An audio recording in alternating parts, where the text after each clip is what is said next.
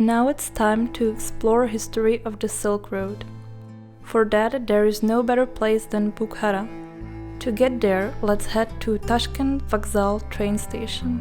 The fastest means of transportation is to board the high-speed Afrasiyab train covering distance of approximately 600 kilometers.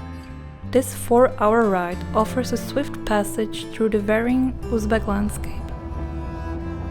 The speed of this Spanish-designed train rises up to 250 kilometers per hour, and the journey begins with a short refreshment, a combination of tea, also known as chai, and croissant in an authentic package. The highlight of the journey is the opportunity to engage in conversation with the friendly locals who enjoy spending the ride getting to know their fellow passengers. The Bukhara train station is a bit further from the city center. Fortunately, taxis are ready and available on every corner in this city of 260,000 inhabitants. The 13-kilometer journey to the center costs just about $1.50. Also known as the Central Asia's holiest city, Bukhara has buildings spanning 1,000 years of history and thoroughly lived-in old center that hasn't changed too much in the last 2 centuries. Maintaining the ambiance of the ancient Silk Road, the city offers over 140 historical state-protected sites, including medressas, mosques, minarets, and grand royal forts. Accommodations in Bukhara often bear centuries of history themselves, making the town a favorite destination for tourists seeking a glimpse into Uzbekistan's past. Bukhara offers many souvenir shops and ubiquitous vendors selling various goods, such as these iconic babushkas selling bread in the baby carriage.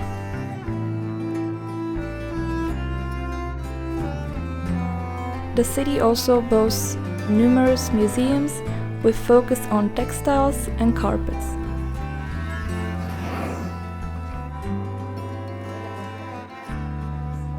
Visitors can enjoy live music events and fill the stomach with traditional cuisine, such as langman noodle with fried mutton, or manti, steamed dumplings filled either with meat and onion or pumpkin and potatoes.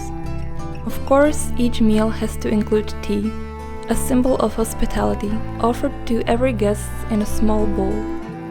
During the 9th and 10th centuries, Bukhara flourished as Central Asia's religious and cultural hub, with many influential philosophers, medics, and poets such as Ibn Sina and Rudaki, with similar importance in the Persian world as Shakespeare has in the West. However, the city faced a period of decline in the 13th century, after the invasion of Chinggis Khan. Then it fell under the shadow of Timur's Samarkand. Later on, Bukhara regained its reputation of a vital stop on the Silk Road, offering dozens of specialized bazaars and places offering stays for tired animals and travelers. The city also included more than 300 mosques and hosted over 10,000 students in local madrasas.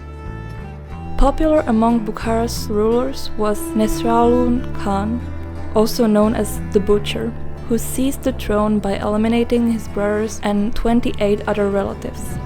He gained notoriety in Victorian England after executing 2 British officers who were forced to dig their own graves in the front of the city ark, before being beheaded to the sound of drums and reed pipes.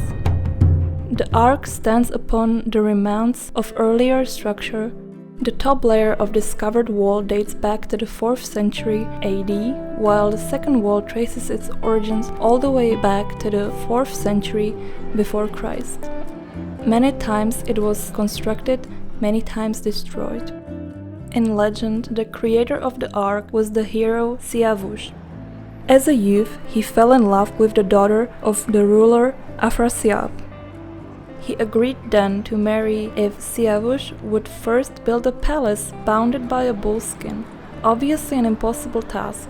Yet he cleverly cut the bullskin into slender strips, connecting them to form the boundary within which he built the palace. The Ark also housed a remarkable library, praised by Avicenna. I found in this library such books, which I had never before seen in my life, with great depths of knowledge, which I had not surmised to exist.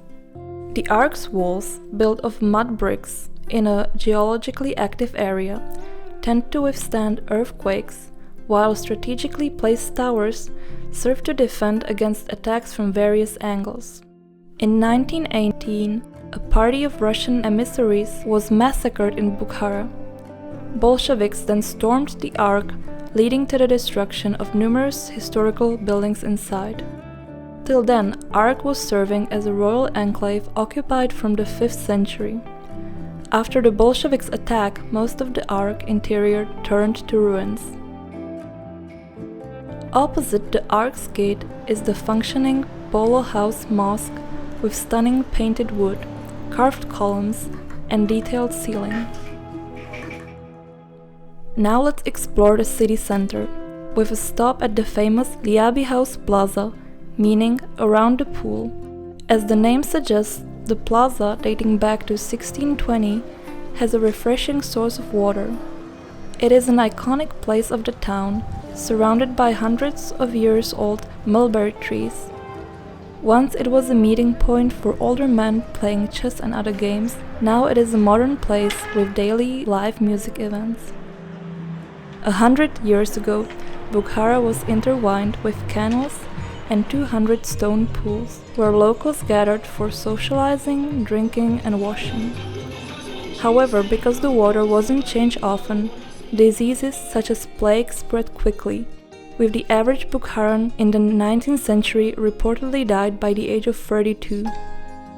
The Bolsheviks cleaned the water system and removed most of the pools, but a few, like Lyabi House, remains as a glimpse into the city's past. Close by is Nadir Divanbegi, a medressa featuring exhibits of ceramics and clothing. The medressa is famous for its decoration of peacocks, lambs, and sun with a human face, going against the Islamic tradition of avoiding depictions of living beings. One of the most photographed sites is Char Minar Mosque, which bears resemblance to Indian architectural styles. It is actually just the entrance gate of a former medressa constructed in 1807. The name translates to 4 minarets in Tajik, although they remind decorative towers. For less than half $, visitors can ascend to the roof and admire the charming minarets close up. In Bukhara, visitors can explore numerous covered bazaars, each with traditions spanning over 500 years. These bazaars are filled with souvenir shops with jewelry, knives, clothes, carpets, and more. Common are small hand-painted pottery figures symbolizing traditional heroes or tea house owners with trays of tea, dressed in traditional clothing.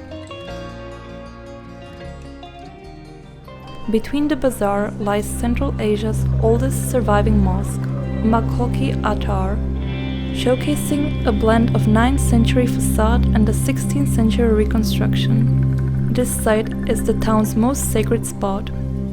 Archaeologists discovered remnants of a pre-Islamic Zoroastrian temple and even Buddhist temple beneath. Zoroastrianism, devoting fire, is one of the world's oldest religions, originating from ancient Persia.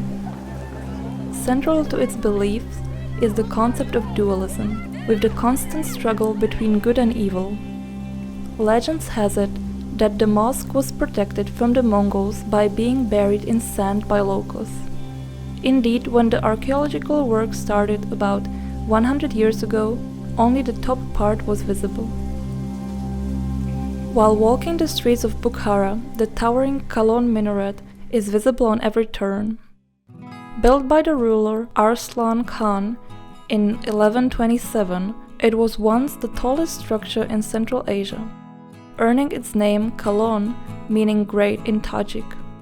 Standing at 47 meters tall, with a 10-meter deep foundations, including reeds stacked underneath as an early earthquake proofing, This architectural masterpiece has endured for nearly 9 centuries. Chinggis Khan was so impressed by its architecture that he spared it from destruction while his troops tore down the rest of the town. Glazed blue tiles were used for the first time, later on widely applied under Timur and his successors. The minaret was damaged during the Russian attacks on the Ark, as can be seen on some newer, lighter patches. Luckily, the damage was minor. At the base of the minaret stands the Kalon Mosque, built on the site of an earlier complex destroyed by Chinggis Khan. With a capacity for 10,000 worshippers, it belongs to one of the biggest mosques in the area. After serving as a warehouse during Soviet times, it was reopened for worshipping in 1991, inviting visitors to admire its beauty both day and night. Facing the minaret is the Mir-e-Arab medressa, especially lovely in the evening with its colorful lights. It is named after Mir-e-Arab, an influential sheikh from Yemen from the 16th century, whose tomb lies inside. Right next to the complex, a lesson of physical education took place with kids running between the mosques.